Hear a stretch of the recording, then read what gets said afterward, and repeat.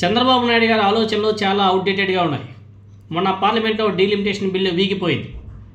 దానికి మహిళా బిల్లు వీగిపోయింది అని చెప్పేసి బీజేపీ నాయకులంతా కూడా ఏ విధంగా హడావుడి చేశారో చూశాం కదా. ఇప్పుడు అదే విధంగానే ఇప్పుడు నారా చంద్రబాబు నాయుడు గారు ఆంధ్రప్రదేశ్లో ప్రత్యేకంగా దానికి సంబంధించి అసెంబ్లీ సమావేశాలు నిర్వహించి ఎండగడతాడంట. ఎవరిని ఎండగడతాడు? ఇప్పుడు ఏపీలో అసెంబ్లీ ప్రత్యేక సమావేశాలు పెట్టాల్సిన అవసరం ఏమొచ్చింది? మహిళా బిల్లు ఆల్రెడీ 2023లో పాస్ అయిపోయింది కదా. మరి ఈ కొత్త నాటకాలు ఎందుకు? ఇవేవి కూడా ప్రజలకు తెలియదా? అయినా కానీ డీలిమిటేషన్ బిల్లును ఆపింది అన్ని ప్రతిపక్ష పార్టీలన్నీ కూడా ఆపాయి. అంటే ఇండియా కూటమి ఆపేసింది.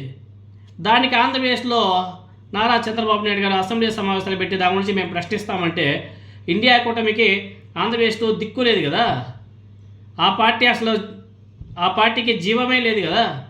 మరి ఆంధ్రప్రదేశ్లో ప్రజల సొమ్ముతో అసెంబ్లీ సమావేశాలు నిర్వహించి ఎండగట్టడం ఏంటి? ప్రజలందరూ కూడా తెలుసుకోవాల్సిన విషయం ఏమిటంటే మహిళా బిల్లు ఎక్కడ కానీ వీగిపోలేదు. డీలిమిటేషన్ బిల్లుతో ముడిపెట్టడం వల్ల అది వీగిపోయింది. మహిళా బిల్లు 2023లోనే పాస్ అయింది. ఆనాడు బీజేపీ నాయకులు బీభత్సంగా హడావిడి కూడా చేశారు. పబ్లిసిటీ పీక్ లెవెల్లోకి తెప్పించుకున్నారు. ఆనాడు 2023 సెప్టెంబర్లో బిల్లు పెట్టినప్పుడు అన్ని రాజకీయ పార్టీలు మద్దతు తెలిపాయి. దేశంలో ఉన్నటువంటి అందరూ ఎంపీలు అటు పార్లమెంట్లోనూ అటు రాజ్యసభలోనూ అన్ని రాజకీయ పార్టీలు మద్దతు తెలిపారు. ఒక ఇద్దరు ఎంపీలు మాత్రం వ్యతిరేకంగా ఓటు వేశారు. మిగతా ఎంపీలందరూ కూడా పార్లమెంట్లో మహిళా బిల్లుకు సఖ్యతగా ఓటు కూడా వేయడం జరిగింది. అది బంపర్ మెజారిటీతో ఆనాడు మహిళా బిల్లు పాస్ అయింది. ఇప్పుడు ఎందుకు వీగిపోయింది అనేసి అడగచ్చేమో.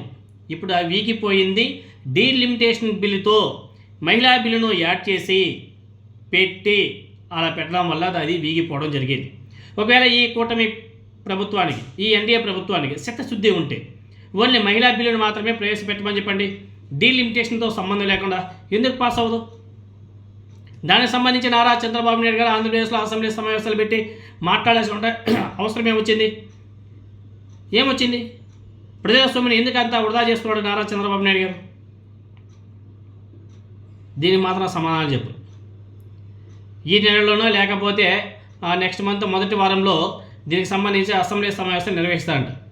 ఈ బిల్లును వ్యతిరేకించిన ఇండియా కూటమి పార్టీల వైఖరిని ప్రజల్లో ఎండగట్టేందుకు అసెంబ్లీని వేదికగా చేసుకోవాలని చెప్పేసి చంద్రబాబు నాయుడు గారు వాళ్ళ పార్టీ నాయకులు కూడా సూచించారు. మహిళా రిజర్వేషన్ బిల్లును అడ్డుకోవడం ద్వారా ఇండియా కూటమి పార్టీలు తీవ్రమైన అన్యాయం చేశాయని చెప్పేసి మాట్లాడుతాడు నారా చంద్రబాబు నాయుడు. ఆంధ్రప్రదేశ్లో ప్రధాన పార్టీలో ఏ పార్టీ కూడా మహిళా రిజర్వేషన్ బిల్లుకి వ్యతిరేకించలేదు.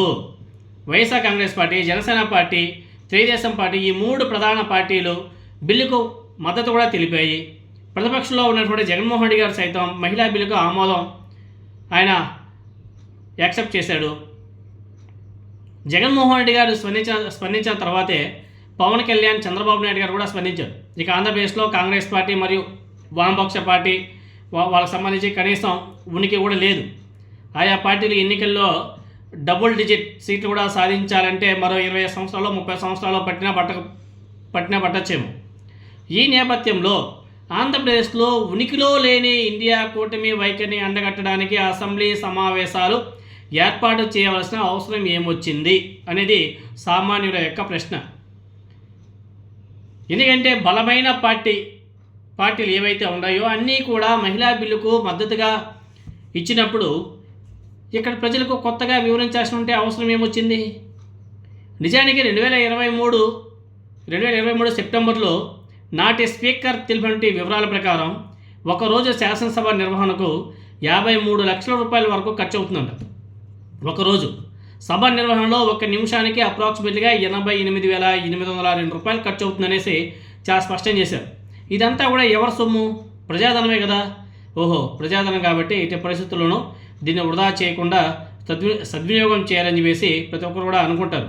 ఇప్పటికే ఆంధ్రప్రదేశ్ రాష్ట్రం తీవ్ర ఆర్థిక ఇబ్బందులు ఉన్నటువంటి టైంలో ఉనికిలో లేని పార్టీలను విమర్శించడానికి లక్షలాది రూపాయల ప్రజాధనాన్ని ఖర్చు చేయడం ఎంతవరకు సమంజసం అనే ప్రశ్నలు కూడా లేవనెత్తుతున్నారు ప్రజలు.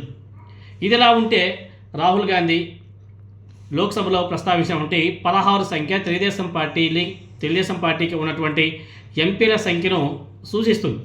కేంద్రంలోని ఎన్డీఏ ప్రభుత్వ మనుగడకు అలాగే రాజ్యాంగ సవరణ బిల్లుకు ఆమోదానికి ఈ 16 మంది ఎంపీల మద్దతు చాలా కీలకం. ఈ నేపథ్యంలోనే బిల్లు సంఖ్య బలం లేక పాస్ కాకపోవడంతో అన్ని వేళ్ళు కూడా తెలుగుదేశం పార్టీ వైపే చూపుతున్నాయనే అభిప్రాయాలు కూడా వ్యక్తమవుతున్నాయి. చంద్రబాబు నాయుడు గారు రహస్యంగా కాంగ్రెస్ పార్టీతో చేతులు కలిపి బిల్లుకు వ్యతిరేకంగా ఓట్లు వేసి ఉండవచ్చనే అనుమానాలు కూడా వ్యక్తమవుతున్నాయి. ముఖ్యంగా బిల్లు చర్చా సమయంలో ఢిల్లీలో తెలుగుదేశం పార్టీ ఎంపీలు కాంగ్రెస్ పార్టీ నాయకుడు తెలంగాణ ముఖ్యమంత్రి రేవంత్ రెడ్డి గారితో చాలా సన్నిహితంగా మెలగడం, ఆ ఫోటోలన్నీ కూడా సోషల్ మీడియాలో బీభత్సంగా వైరల్ అవడం మీరందరూ కూడా చూసే ఉంటారు. బీభత్సంగా వైరల్. ఈ కారణంగా తెలుగుదేశం పార్టీ వ్యవహార శైలి మీద బీజేపీ నాయకుల్లో అనుమానాలు కూడా పెరుగుతున్నాయి. ఈ అనుమానాలని డైవర్ట్ చేయడానికి నారా చంద్రబాబు నాయుడు గారు ఈ అసెంబ్లీ సమావేశాలని చెప్పేసి కొత్త నాటకానికి తరలిపేశారు. ఈ ఎటువంటి అనుమాన నేపథ్యంలోనే తన నిజాయితీని బీజేపీ నాయకత్వానికి నిరూపించుకునేందుకు చంద్రబాబు నాయుడు గారు అసెంబ్లీ ప్రత్యేక సమావేశాలు నిర్వహించి ఇండీ కూటమి మీద విమర్శలు చేయాలని చెప్పేసి ప్రయత్నిస్తున్నారనే అభిప్రాయాలు కూడా గట్టిగా వ్యక్తమవుతున్నాయి. ఏది ఏమైనా ఆంధ్రప్రదేశ్లో ఉనికిలో లేని ఇండీ కూటమిని విమర్శించడానికి ఏపీ ప్రజల ప్రజాధనాన్ని ఈ విధంగా ఖర్చు చేయడం సమంజసమేనా? ఒకసారి ప్రజలను కూడా ఆలోచన చేయండి. దీనికి సంబంధించి అనేక వర్గాలు బహిరంగంగానే విమర్శలు కూడా గుప్పిస్తున్నారు. ఇది ప్రస్తుతం చాలా చర్చనీయాంశమైంది. కాబట్టి ప్రజలందరూ కూడా ఆలోచన చేయాలా? ప్రజల సొమ్ముని ఇలా విచ్చలవిడిగా ఖర్చు పెడుతుంటే ప్రజా సంక్షేమం వదిలేసి మెడికల్ కాలేజీలు కట్టడం అని అన్నీ వదిలేసి ఆరోగ్యశ్రీ ఆపేసి అన్నీ ఆపేసి ఇలాంటి వ్యవహారాలు చేయడం ఎంతవరకు సమంజసం?